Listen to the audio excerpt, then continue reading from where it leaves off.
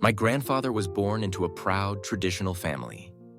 A bloodline built on discipline, duty, legacy. Even as a child, he stood out, tall, over 6 feet. Intense eyes, a calm, commanding presence.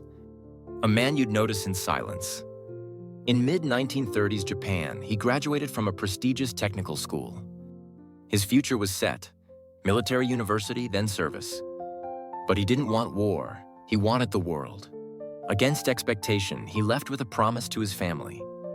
I'll return someday, wiser, ready to lead. With a suitcase and simple clothes, he boarded a merchant ship. The voyage took nearly a year, across the vast ocean.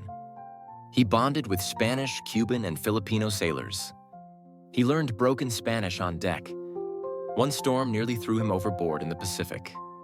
He reached California in the Great Depression, washed dishes, slept behind a Chinese restaurant living off scraps.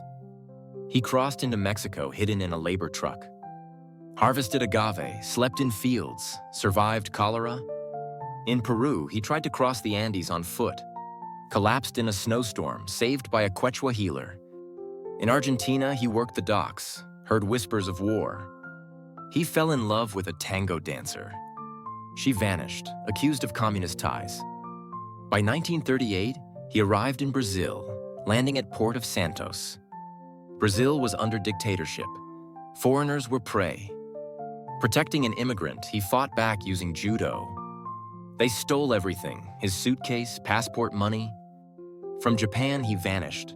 To his family, he was dead. He didn't speak Portuguese, but he spoke survival. He worked as a porter, a builder, a market loader. In the 1940s, he met a Japanese-Brazilian woman. They married. And soon after, they had 2 children.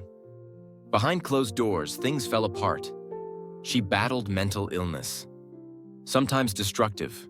She broke furniture, bruised arms. In 1954, she came at him with a knife. He ran. Bleeding, he fled. He left the children. Not out of coldness, but fear.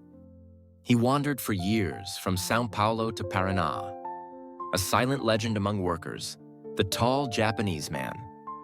10 years later, in a market, he saw a familiar face. You have another son. He was born after you left. My grandfather collapsed, weeping in public for the first time. He went back, faced the anger, shame, and guilt.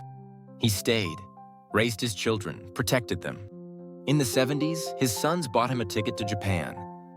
His first time home in over 40 years. When he arrived, he found a tombstone with his name. His family had buried him, held funeral rites. He was a ghost, now standing in front of them. The local paper called it a miracle.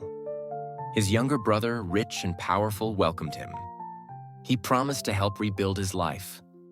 He traveled to Brazil, saw the poverty in wooden houses. Let me borrow 80% of the inheritance.